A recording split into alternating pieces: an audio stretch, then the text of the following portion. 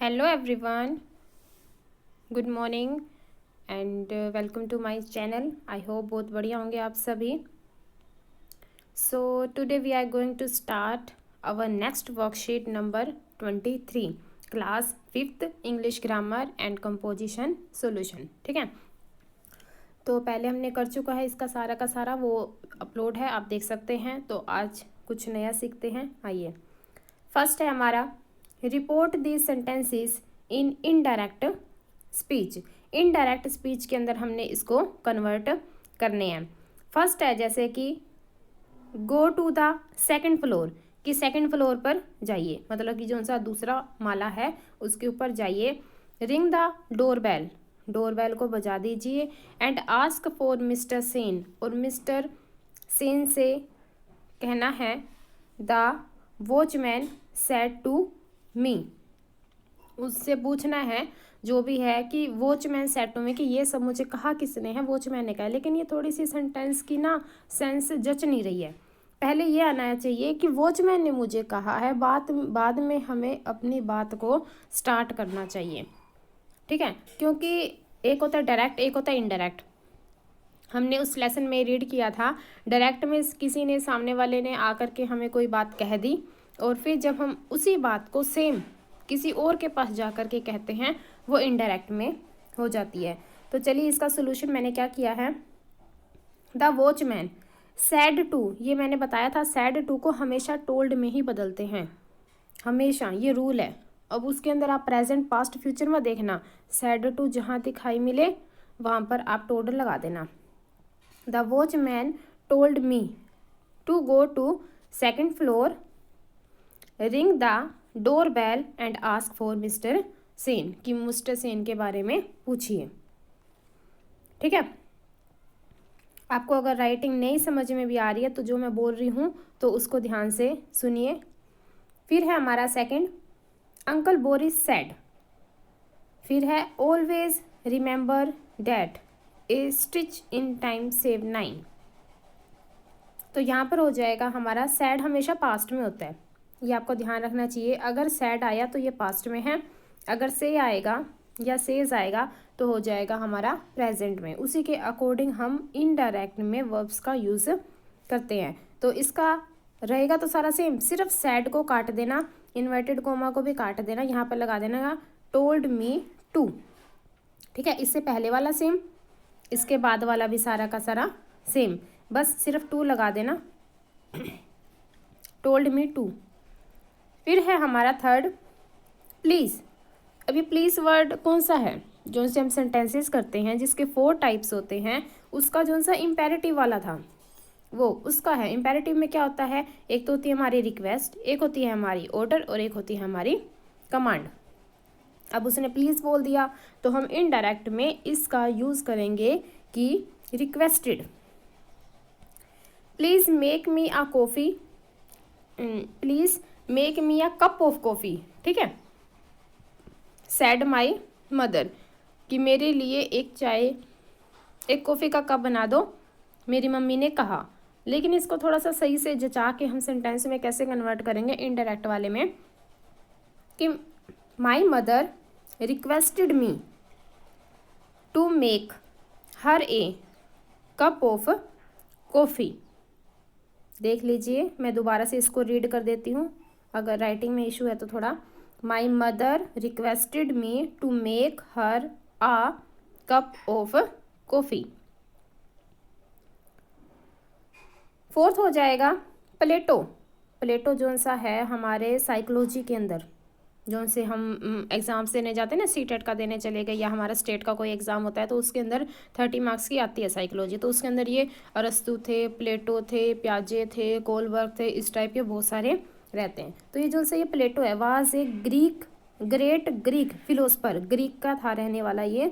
Sad the history teacher, कि हमारे history teacher ने हमें बताया था टू हिज स्टूडेंट्स.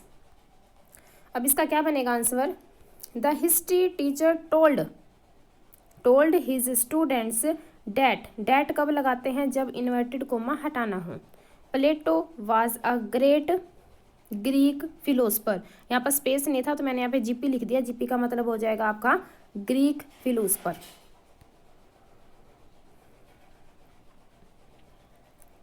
चलिए अब करते हैं fifth. The lawyer said to. अब ये सैड टू को हटा देना, मैंने कहा था जहाँ भी सैड टू दिखाई देना उसकी जगह क्या लगाना है हमने, टोल्ड। हिज क्लाइंट, वो अपने क्लाइंट को मतलब कि ग्राहक को कह रहा है, we need more evidence to prove your innocence in court. तो हमें एविडेंस होते हैं मतलब कि सबूत चाहिए प्रूव करने के लिए कोर्ट के अंदर कि तुम बेगुनाह हो। तो एक तो ये वी को काट दोगे और एक सैड टू को काट दोगे। अब बनेगा क्या, the lawyer told his client that they needed, need की जगह क्या हो जाएगा, needed more evidence to prove, your की जगह हो जाएगा हर और हिज। मतलब कि अगर वो केस कोई लड़की का लड़ रहा है तो हिज, नहीं हर, और लड़के का लड़ रहा है तो हिज हो जाएगा। बाकी रहेगा आपका सेम। अब काटना क्या है दोबारा देख लो, सैड टू काट देना, वी नीड काट देना और यूअर काट देना। लगाना क्या है, इसकी जगह आएगा टोल्ड, इसकी जगह आएगा डैट दे नीडिड और यूअर की जगह लगा देना हर या हिज, एज यू चॉइस। 6 में हो जाएगा मिस्टर कुमार सेड, कि मिस्टर कुमार ने कहा था। आई को काट देना, इन्वर्टेड कोमा को भी काट देना। Need all the files of the project on my desk by 5 PM, की 5 बजे तक मुझे सारी की सारी फाइल मेरे मेज के ऊपर चाहिए। अब इसका आई तो काट देना और बस थोड़ा सा ऐड करना है, क्या करना है, mister Kumar said that he needed.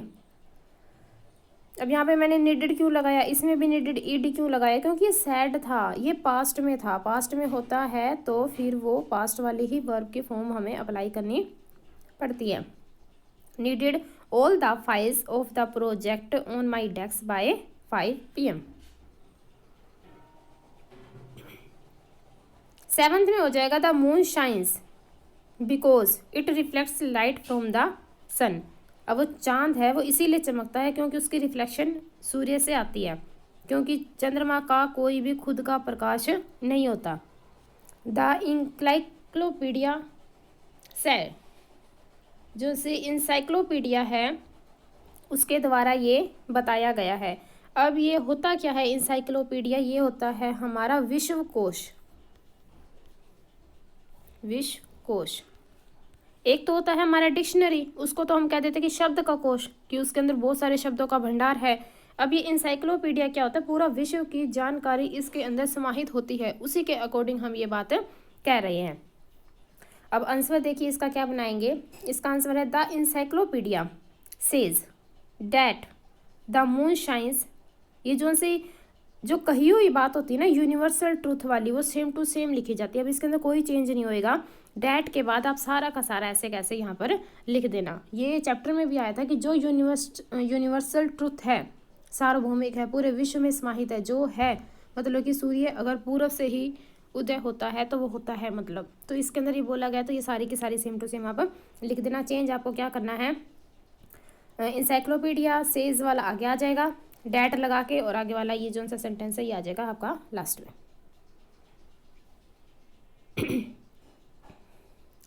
8th है हमारा get me a frock from the kitchen, कि किचन से एक कांटा लेके आओ।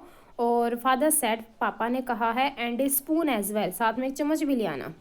तो इसका आंसर बनेगा father asked me to get him a frock and a spoon from the kitchen.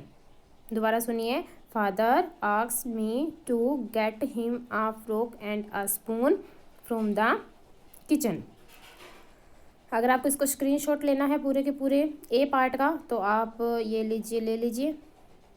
सभी के सभी 8 के 8 सोल्यूशन यहाँ पर अवेलेबल हैं। और इसके बाद हम चलिए स्टार्ट करते हैं बी पार्ट इसका। Change this interrogative sentence into indirect speech. मतलब कि अब इंटेरोगेटिव क्या होते हैं, जो से हमारे क्वेश्चन मार्क वाले होते हैं, ये WH फैमिली वाले होते हैं, जिसके अंदर हमसे कोई ना कोई क्वेश्चनिंग की जाती है, प्रश्न पूछे जाते हैं, उसको हमने चेंज करके इनडायरेक्ट में चेंज कर देना है। फर्स्ट है what have you planned for your birthday, कि आपका इस बारी अपने बर्थडे पे क्या प्लान है। दीपक सैड टू मी, कि दीपक ने मुझसे कहा। इसका आंसर बनेगा दीपक आस्क्ड मी, कि दीपक ने मुझसे पूछा है। What I had planned for the birthday, ठीक है। Deepak asked me what I had planned for my birthday. जो सा हैव था, हैव को इसने चेंज किस में कर दिया, हैड में। सेकंड है वेयर हैज़ एवरी वन गोन, कि सारे के सारे कहाँ गए हैं। मदर वंडर, वो बहुत ज़्यादा हैरान हो गई हैं, तो इसका बनेगा इनडायरेक्ट में mother wondered where everyone had gone. ठीक है, तो जो सा हैज़ था वो चेंज हो जाएगा हमारा हैड में। चलो चलते हैं नेक्स्ट पेज पर। थर्ड है हमारा the professor said to his class. जो से प्रोफेसर थे उन्होंने क्लास में अनाउंस किया, ये कहा है कैन आई एक्सपेक्ट बेटर ऐसे नेक्स्ट टाइम, और is this the best you can do, क्या मैं मतलब कि नेक्स्ट टाइम कुछ ज़्यादा उम्मीद रख सकता हूँ क्या कि तुम्हारा जो सा ये ऐसे है प्रस्ताव है वो बहुत ज़्यादा बेटर होगा, और दिस इज़ द बेस्ट, या फिर यही आप इसको बेस्ट मानते हैं, नेक्स्ट टाइम कोई भी इम्प्रूवमेंट नहीं करने वाले। तो इसका आंसर मैंने बनाया सैड टू को तो काट देना है, इसकी जगह आ जाएगा हमारा आस्क्ड जो मैंने ऊपर लिखा हुआ है। फिर कैन आई को काट देना है, यहाँ पर आएगा इफ़ ही कुड, कैन की सेकंड फॉर्म होती है कुड, और इज़ दैट को काट के बन जाएगा डैट वाज, और यू कैन को बन जाएगा दे कुड, बाकी रहेगा आपका सारा ditto same.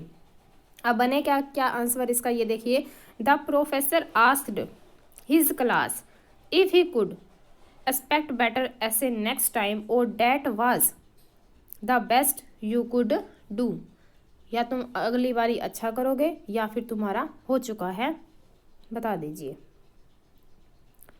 So move to the next one.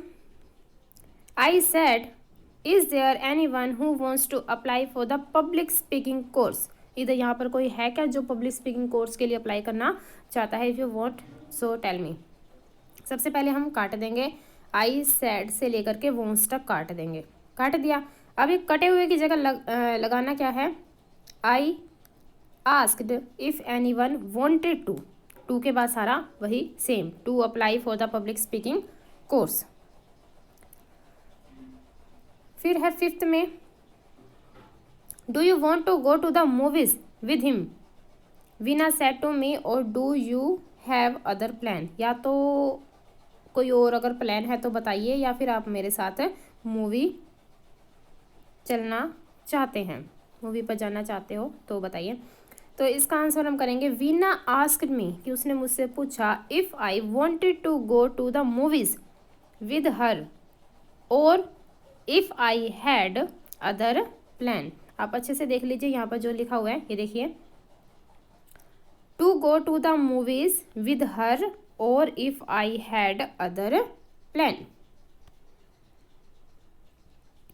Sixth है the artist said am I, ये सैड और एम आई को काट देना, allowed to display my painting at the exhibition, ये माई को भी काट देना। एग्जीबिशन क्या होती है, जो हमारी मतलब कि स्कूल्स वगैरह में कभी साइंस एग्जीबिशन लग रही है तो वो साइंस से रिलेटेड ही सारे प्रोजेक्ट्स हमें शो ऑफ करेंगे, या मैथ से लग रही है तो मैथ के सारे बनाए हुए बच्चों ने जो उनसे थर्माकोल शीट पे बना देते हैं, चार्ट पे बना देते हैं, इस तरह की लग जाती है। अब ये पेंटिंग की लगी है तो वो बहुत सारी पेंटिंग वहाँ पर दिखाई जाती है कि ये इस पेंटर ने ऐसे बनाई है वैसे बनाई है।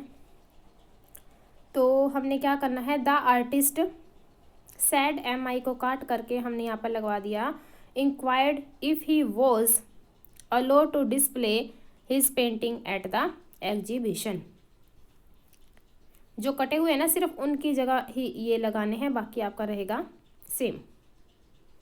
मुबारक, वाओ क्या नेम है, मुबारक सैड टू मिशा, कि उसने कहा why did you leave the party abruptly. ठीक है, तो इसका मीनिंग क्या होता है, वन बाय वन, मतलब कि एकाएक करके, एक के बाद एक करके क्यों छोड़ दी। तो इसका आंसर आएगा मुबारक आस्क्ड मिशा वाई, इसके बाद ये कट कर देना, why she had left the party abruptly. ठीक है,